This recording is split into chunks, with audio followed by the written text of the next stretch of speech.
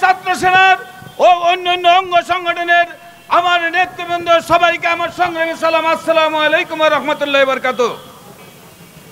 সর্বপ্রথমে লক্ষ কোটি শুকরিয়া জ্ঞাপন করছি মহান রব্বুল আলামিনের দরবারে, যিনি আমাদিগকে আজকের এই সমাবেশ করার তৌফিক দিয়েছেন।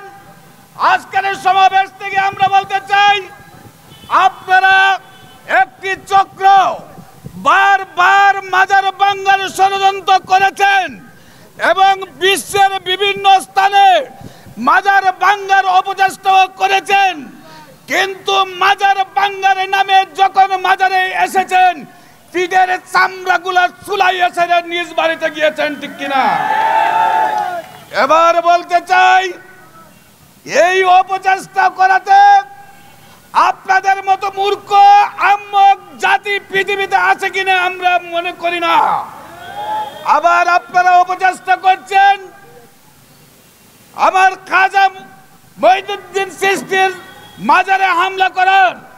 আপনারা জেনে রাখেন, যদি খাজা মঈনুদ্দিন চিশতির মাজার ভাঙতে আসেন আপনাদের অস্তিত্ব তো পাওয়া যাবেই না, বিশ্বের মানচিত্রে আপনাদের নাম থাকবে না, তৃতীয় বিশ্বযুদ্ধ হবে। প্রিয় সংগ্রামী সাথী ও বন্ধুরা, আমরা বলতে চাই, এশিয়া উপমহাদেশে কোন নবী আসেন নাই। আমরা ওলি আউলিয়ার মাধ্যমে এই 100 কোটি মুসলমান হয়েছে। মাজারের মধ্যে আঘাত করা, ওলির দরবারে আঘাত করা, এই এশিয়া উপমহাদেশের 100 কোটি মানুষের অন্তরে আঘাত করা, ঠিক কিনা ভাই? আমরা বলবো সেই অপচেষ্টা আপনারা করবেন না। কিছুদিন আগেও চট্টগ্রামে সেই ইস্কনের ভাইরা, ইস্কনের সেই শয়তানগুলি আমার অ্যাডভোকেট সাইফুল ইসলাম আলিফ ভাইকে কুবিয়ে রাজপথে হত্যা করেছে। আপনারা কি মনে করেছেন হত্যা করেই আমাদেরকে দমন করা সম্ভব? হুসাইন রাদিয়াল্লাহু আনহু পরিবার শহীদ করে বিশ্বের মধ্যে হুসেন রাদিয়াল্লাহু আনহু প্রতিষ্ঠিত হয়েছে, ইয়াজিদ প্রতিষ্ঠিত হতে পারে না। আপনারা নুরুল ইসলাম ফারুকীকে হত্যা করেছেন।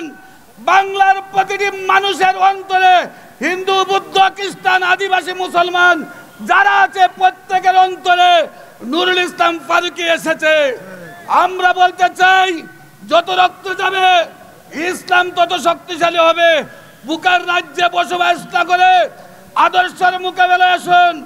বর্তমান সরকারকে বলবো, এই 50 বছরের ইতিহাসে একমাত্র সামাদ মতিনের একটি দল ইসলামী পয়েন্ট এদেশের মধ্যে সন্ত্রাস ছাড়া রাজনীতি করেছে।